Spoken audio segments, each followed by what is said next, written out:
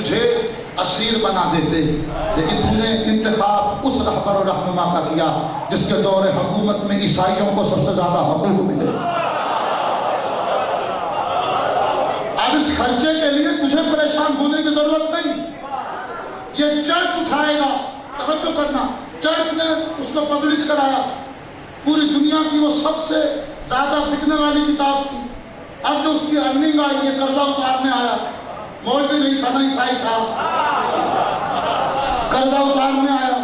ہاں، قرضہ اتارنے آیا، جب قرضہ دیا واپس کیا تو کہا کہ وہی کرو جو علی کرتے تھے، غریبوں مساکین میں جا کے تقسیم کر دو۔ اس نے 4 باتیں لکھی، بس ممبر چھوڑو، عدل علی پر ندیہ دے کے جا رہا ہوں، 5 منٹ آپ کے ساتھ دینا۔ اس نے 4 باتیں لکھی، اس نے کہا آج چارٹر آف ہیومن رائٹس، حقوق بشری پہ بات ہو رہی ہے، حقوق بشری پر یو این او میں، ہاں یونائٹڈ نیشن بیٹھ کر حقوق بشری پہ بات کر رہی ہے۔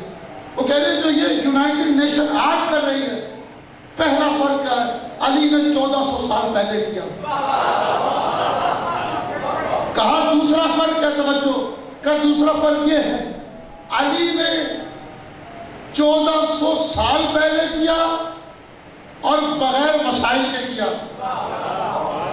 انہوں نے ساری دنیا کی ذہانتوں کو ملا کر، ٹیکنالوجی کا سہارا لے کر، ریسورسز کا سہارا لے کر آج یہ کام کیا۔ کہ انہوں نے آج کیا اور ناقص کیا۔ علی نے 1400 سال پہلے کیا، تنہا کیا، کامل اور خوب کیا۔ اب توجہ، کہتا آج کے دور میں یونائٹڈ نیشن نے کیا کیا؟ وہ کہتا ہے انہوں نے خود ہی چارٹر آف ہیومن رائٹس، حقوق بشری کا آئین اور دستور خود ہی تیار کیا اور خود ہی پامال کر دیا۔ علی وہ ہے جس نے اپنی ذات کو پامال ہونے دیا، کسی کے حق کو پامال نہیں کیا۔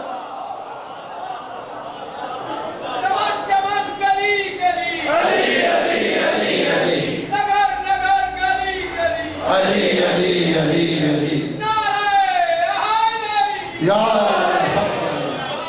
وہ the voice of human justice میں لکھتا ہے قتل علی ابن ابی طالب فی مسجد ہی میں شدت عدل ہی، کہتے ہیں دنیا کے حکمرانوں کو قتل کیا گیا، ان سے نفرت کی گئی ان کے ظلم کی وجہ سے۔ یہ واحد علی ہے جسے محراب مسجد میں قتل کیا گیا شدت عدالت کی وجہ سے۔ دنیا تجھے کیا ہو جاتا اگر تو ہر دور میں علی جیسا عادل امام پیدا کر دیتی۔ ہاں، تہران، آغا تہرانی کا ایک میں نے مقالہ پڑھا، توجہ کیا، چھوڑ رہا ہوں۔ ایک امریکہ میں ایک مصنف جس نے سارے ادیان، 200 سے زیادہ ادیان کو پڑھا، مذاہب کا مطالعہ کیا، کرنے کے بعد اس نے مکتب اہل بیت کو قبول کر لیا۔ انگریز تھا، مسلمان ہوا، پھر مسلک تشیع کو اس نے قبول کر لیا۔ آغا تہرانی کا وفد جب امریکہ پہنچا، توجہ، جب امریکہ پہنچا، وہاں پہنچنے کے بعد انہیں بتایا کہ یہاں پر ایک انگریز ہے جو بہت بڑا ریسرچر ہے، محقق ہے، اس نے مکتب اہل بیت کو قبول کیا۔ آغا اپنے وفد کو لے کے اس کے گھر پہنچ گئے، کہا بتا تو صحیح، اتنے سارے ادیان تھے، تو نے دین اسلام کو سلیکٹ کیا، اتنے سارے مکتب تھے، مکتب حسین کو سلیکٹ کیا۔ کہا آپ یہی تشریف رکھیں، گیا اپنی لائبریری سے انگلش میں نہج البلاغہ اٹھا کے لے آیا۔ نہج البلاغہ کو کھول کر یہ جملہ پڑھتا ہے، کہتا آغا تہرانی مجھے اس جملے نے علی کا شیعہ کیا۔ کہا وہ جملہ کیا ہے؟ علی ابن ابی طالب نے کہا تھا لو اوتیتو اقالیم السبا بما تحت افلاکها الا انسی اللہ نملۃ جلبہ شعیرۃ ما فعلتہ۔ توجہ، اگر 7 اقلیم 7 آسمانوں جتنا قدرت، اختیار، سلطنت، ریاست، حکومت علی کو دے دی جائے، شرط یہ لگائی جائے اس چیونٹی کے منہ سے جو کا چھلکا چھین لے تو علی تخت کو ٹھوکر مار دے گا۔ چیونٹی کے حق میں ظلم برداشت، جو علی چیونٹی کے حق کو پامال نہیں ہونے دے رہا، کیسے حقوق بشری کو پامال ہونے دے رہا؟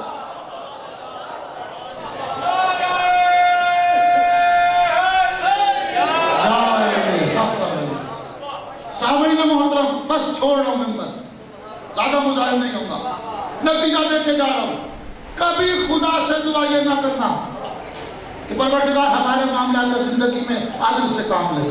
امام فرما رہے دعا یہ کرو ربنا عاملنا بفضلک ولا تعاملنا بعدلک، پروردگار ہمارے معاملات زندگی میں اپنے فضل سے کام لیو، عدل سے کام نہ لینا۔ عدل سے کام لیا تو تیرے بندے علی کا عدل ایسا، تیرا عدل کیسا ہو؟ امیر المومنین کا دور خلافت تھا، ایک چاہنے والے نے چوری کر لی، امیر المومنین نے حد جاری کی، 4 انگلیاں کاٹ دی، حد جاری کی، 4 انگلیاں کاٹ دی، ٹھیک ہے، انگلی کاٹ دی، یہ باہر نکلا، ایک خال کی ناس بھی راستے میں مل گیا، اس نے کہا یہ موقع اچھا ہے، علی کا ایک شیعہ کم کرنے کا موقع اچھا ہے، اس نے فوراً کہا تانا دیا، وہ حاکم شام کا ماننے والا تھا، اس نے کہا دیکھو تمہارا خلیفہ، ہاں تمہارا حاکم، ہاں تمہارے ساتھ کیا کیا، تمہارا امیر، اور پھر تمہاری انگلیاں کاٹ دی، تمہاری توہین کر دی۔ اس نے فوراً جو ہے نا فضائل پڑھنے شروع کیے، قد قطع یمینی امیر المومنین یاسوب الدین قائد الحر المحجلین امام المتقین، میرا ہاتھ کاٹا امیر المومنین نے، میرا ہاتھ کاٹا متقیوں کے امام نے، میرا ہاتھ کاٹا زوجہ بطول نے، میرا ہاتھ کاٹا داماد رسول نے، میرا ہاتھ کاٹا اس نے جو کعبے میں آیا۔ یہ فضائل پڑھ رہا ہے۔ ایک شخص سے دیکھ رہا تھا، جا کے اس نے جا کے امیر المومنین سے کہا جس پہ آپ نے حد جاری کی تھی وہ تو آپ کے فضائل پڑھ رہا ہے، کہا اسے دربار میں بلاؤ، نتیجہ دے رہا ہوں، ممبر چھوڑ رہا ہوں، سامعین محترم نتیجہ دے رہا ہوں۔ بلایا، فوراً امیر المومنین نے 4 انگلیوں کو ہتھیلی کے ساتھ جوڑا، اوپر رومال رکھ کر چند کلمات پڑھے، خدا کو حوالہ دیا۔ جب کپڑا ہٹایا ہاتھ ثابت تھا، جو انگلی کاٹی تھی وہ تھا عدل علی، جو جوڑی ہے یہ ہے فضل علی۔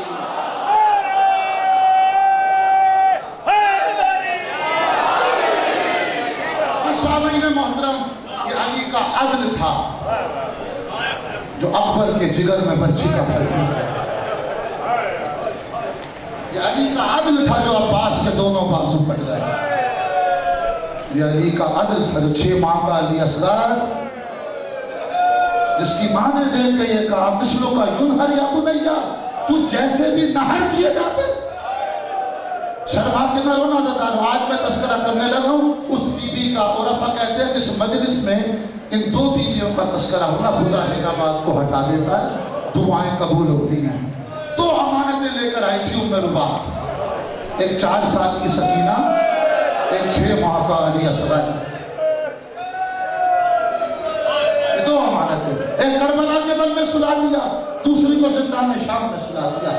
عزیزانو یہ بی بی بظاہر 4 سال کی ہے، لیکن کمال میں زینب و کلثوم سے کم نہیں، ام رباب اور رقیہ سے کمال میں کم نہیں۔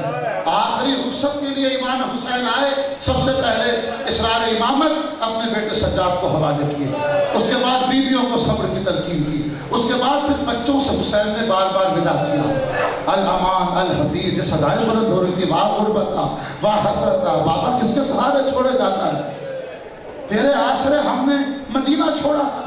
بچوں کو تلقین کی، توجہ سامعین محترم، بچوں کو پیار کیا حسین ابن علی نے، پیار کرنے کے بعد صبر کی تلقین کی، صبر کی تلقین کرنے کے بعد یہ بچی ہے 4 سال کی سکینہ جو دامن سے لپٹ جاتی ہے، بار بار حسین نے پیشانی کا بوسہ دیا، بغل گیر ہوئے، صبر کی تلقین کی اور کہا کہ دیکھو سکینہ آج کے بعد ترتیب تبدیل ہے، تم ماں کے پاس ہوگی، اصغر میرے ساتھ ہوگا۔ عزیزانو 2 مرتبہ جناب سکینہ سے خیمے کے اندر حسین ابن علی نے ودا کیا، ودا کرنے کے بعد خیمے کے باہر آئے، رہوار پہ سوار ہوئے، حسین ابن علی ابھی سوار ہی ہوئے تھے، رہوار چند قدم آگے چلا تھا، یہ گھوڑا رک گیا، ہاں حسین نے کہا عباس نے ساتھ چھوڑ دیا، علی اکبر نے ساتھ چھوڑ دیا، تو بھی مجھے تنہا چھوڑے جاتا ہے، بس مجھے میری وعدہ گاہ تک پہنچا دے، پھر میری زحمت تمام۔ عزیزانو سننا جملہ، اس نے اپنے زبان بے زبانی سے اشارہ کیا اپنے سنوں کی جانب دیکھا 4 سال کی بچی ننھے ننھے ہاتھ اس کے سن میں رکھ کے راستے کو روکتی ہے، جیسے حسین نے دیکھا دونوں ہاتھ کو باندھ کے کہتی ہے بابا ذرا نیچے اتر آؤ، حسین نیچے اتر آئے، بابا اس طرح سے میرے سر پہ ہاتھ رکھو جس طرح سے یتیموں کے سر پہ ہاتھ۔ حسین نے رونا شروع کیا، حسین نے گریا شروع کیا، کہا بیٹی تو کتنی غریب ہے، تجھے میری زندگی میں احساس یتیمی ہو گیا، میری زندگی میں احساس یتیمی ہو گیا، تو کتنی غریب ہے۔ کہا بابا خاک آگے گرم کربلا میں لیٹ جاؤ۔ حسین لیٹ گئے، کہا بابا مجھے سینے پہ تو لٹاؤ۔ حسین نے سینے پہ لٹایا، جیسے جیسے بچی حسرت کر رہی ہے حسین اس حسرت کو پورا کر رہے۔ عصمت کی ادا شناسی تو دیکھو، اس بچی کی ناز پر داریاں تو دیکھو، کیسے کیسے حسین ناز اٹھا رہے ہیں۔ بابا مجھے پھر زانوں پہ بٹھاؤ، بابا میرے بالوں کا بوسہ دو، میری پیشانی کا بوسہ دو۔ جیسے جیسے بچی کہتی ہے حسین کرتے جا رہے ہیں۔ دستے پر جوڑ کے عرض کروں گا، او میری بی بی یہ کام تو خیمے کے اندر بھی کر سکتی تھی، تو نے کربلا کے بن کا انتخاب کیوں کیا؟ اس بی بی کی معرفت دیکھو، اس بی بی کی معرفت کو ہمارا سلام۔ آواز آئے گی، او ذاکر حسین کیا تجھے پتا نہیں خیمے میں اور بچے بھی ہیں جن کے باپ موجود نہیں؟ اگر یہ ناز خیمے میں اٹھاتی، احساس یتیمی جاگ جاتا، کاش ہمارا باپ ہوتا، دستے شفقت ہمارے۔ بس عزادارو، 11 محرم کو شیور چندرسیاں لے کر آیا اور چاہتا تھا کہ آل رسول مخدرات اسلام کو اسیر بنائے۔ میری آقا زادی نے دور سے دیکھا، کہا بیٹا سجاد کہہ دو یہ ہمارے قریب نہ آئے، ہم علی و بطول کی امانتیں ہیں، ہم زہرا کی امانتیں ہیں، علی و بطول کی امانتیں ہمارے قریب نہ آئے، ہم خود ہی ہو جائیں گے قیدی۔ نہ جانے کس طرح سے یہ بی بی قیدی ہوئی ہوگی۔ لیکن سنو گے عزادارو جملہ، راوی کہتا ہے یہ مدینہ تھا، مدینہ جب سارا میدان خالی ہو گیا اور ہر بی بی کس طرح سوار ہوتی تھی جا کے مطالعہ کر لینا۔ امام حسین کرسی پہ تشریف فرما تھے، جب ان دونوں بھائی بہن نے مدینہ چھوڑا تو راوی کہتا ہے میں دور سے دیکھ رہا تھا، ایک بی بی حجرے سے نکلتی تھی، ہر بی بی کے ساتھ ایک جوان ہوتا تھا جو محمل میں سوار کراتا تھا، دوسری بی بی دوسرا جوان، تیسری بی بی تیسرا جوان، چوتھی بی بی چوتھا جوان۔ کا اس طرح سے 11 بیویاں سوار ہو گئی، ہر کسی کے ساتھ ایک جوان ہوتا تھا اور تسلی سے حسین کرسی پہ بیٹھ کے مشاہدہ کرتے تھے۔ کہا لیکن ایک بی بی کو میں نہیں جانتا تھا، وہ نقاب پوش بی بی جیسے برآمد ہوئی 7 جوان تھے جنہیں میں جانتا تھا، ایک کا نام عباس، ایک کا نام قاسم، ایک کا نام علی اکبر۔ کہا جب ان جھرمٹ میں ان 3 جوانوں کے جھرمٹ میں یہ بی بی آئی، حسین نے مسجد کو چھوڑا، محمل کے جانے پڑے۔ سنو گے عزاداروں، علی اکبر نے اپنا دایاں زانو آگے کیا، قاسم نے اس بی بی کی نالین کو پکڑا، عباس نے محمل کا پردہ ہٹایا، حسین نے سہارا دیا اور زینب کو سوار کرایا۔ کہا میں سمجھ گیا یہ منظر تو زینب کے ذہن میں ہوگا نا، مگر کوئی پوچھے تو 11 محرم کو پوچھے۔ کٹے ہوئے لاشوں کو مایوسی نگاہ سے دیکھ کے کہتی تھی او ابا، بار بار کہتی تھی۔ سننا جملہ عزادارو، کبھی قاسم کو دیکھا، ایک مرتبہ قاسم کو بلایا، ایک مرتبہ حسین کو بلایا، ایک مرتبہ عون کو بلایا، ایک مرتبہ محمد کو بلایا، ایک مرتبہ علی اکبر کو بلایا۔ راوی کہتا ہے 11 محرم کو ایک لاشا ایسا ہے جس کے دونوں بازو کٹے ہوئے تھے، نہر القمہ پہ یہ لاشا پڑا تھا، مایوسانہ نگاہ دے کے ایک مرتبہ نہیں بار بار کہتی تھی عباس عباس عباس۔ خداہن کبیرہ کا کفارہ ہے۔ عزادارو ممبر چھوڑ رہا ہوں، میرا ساتھ دینا۔ جب یہ بیویاں سوار ہو گئی، اب ایک سر بالوں والا اونٹ ہے جس نے اپنی زبانی بے زبانی میں کچھ جملے کہنا شروع کیے۔ عالمہ غیر معلمہ تھی، میری بیوی جانتی تھی جانوروں کی آواز، لیکن اگر سجاد سے نہ پوچھتی تو کبھی بھی ظالم کا ظلم آیا نہ ہوتا، اس کی مظلومیت ہم تک نہ پہنچتی۔ کہا بیٹا سجاد تم امام وقت ہو، یہ بتاؤ یہ سر بالوں والا بزرگ اونٹ دوسرے اونٹوں سے کیا کہہ رہا ہے؟ ابو بھی اماں یہ کہہ رہا ہے سنبھل کے چلنا، تمہارے پشت پہ آم کہتی، آم کہتی سنبھال علی و بطول کی غیور پردہ دہر بھی۔ بس عزادارو میں 10 جگہ توڑ کے عرض کروں گا، کیا اس اونٹ کی حسرت پوری ہو گئی؟ عزادارو یہ قافلہ چند قدم آگے گیا تھا، کوفے کے مضافات میں تھا کہ قافلہ رک گیا۔ شیور تازیانہ لے کے سید سجاد کی پشت پہ آیا، تازیانہ مارتا تھا، تازیانہ مار کر کہتا تھا قافلے کو آگے بڑھاؤ۔ سنو گے سید سجاد جس کے گلے میں خاردار توق، کمر میں لنگر، ہاتھ میں ہتکڑی، پاؤں میں بیڑیاں، زنجیریں سنبھالتے ہوئے آئے پھوپھی اماں کے پاس۔ کیا دیکھا عجیب منظر، وہ نیزہ جس پہ حسین کا سر سوار تھا وہ زمین میں گر گیا تھا اور نوکے نیزہ سے حسین اس محمل کو دیکھ رہے تھے جو سکینہ کا محمل تھا، لیکن سکینہ موجود نہیں۔ جب یہ زینب نے منظر دیکھا، اب اونٹ کو بیٹھنے کا انتظار نہ کیا، اپنے آپ کو اونٹ کی بلندی سے ایسے گرایا جیسے بن بازوؤں کے عباس رہوان سے زمین پر آئے تھے. عزاداروں یہ بی بی وہی دوڑی جہاں سے یہ قافلہ آیا تھا. ایک بیابان میں جا کے عجیب منظر دیکھا. ایک کالے برقعے والی بی بی ہے جس کے زانوں پہ سکینہ سر رکھ کے سوئی ہوئی ہے. کہ بی بی کسی نے دیار غیر میں عالم پردیس میں ہمیں سلام کے قابل نہ سمجھا. ان لوگ نے تعارف کو کرا. کوئی خاندان کی مستور دکھائی دیتی ہے. اب اس بی بی نے نقاب ہٹایا. زینب پہچان تیری ماں زہرا بقیہ چھوڑ کے آ گئی. ایسے کیسا ہو سکتا ہے؟ عباس کے بازو قلم ہو، ماں نہ دیکھ رہی ہو. قاسم کی لاش پامال ہو، ماں نہ دیکھ رہی ہو.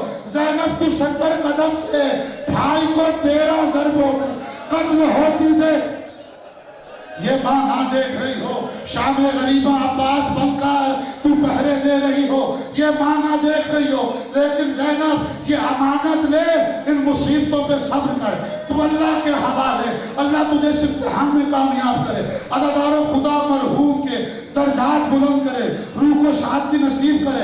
روایت پڑھ کے ممبر چھوڑ رہا ہوں. اب جو اس بی بی کو 4 سال کی سکینہ حوالے کی، اب سنو گے اس بی بی سے ظالموں نے اس بچی کو لیا. اب محمل میں سوار نہیں کرایا بلکہ ناقے سے محمل کو ہٹایا. سکینہ کی پشت کو اونٹ کی پشت سے لگا کے رسولوں سے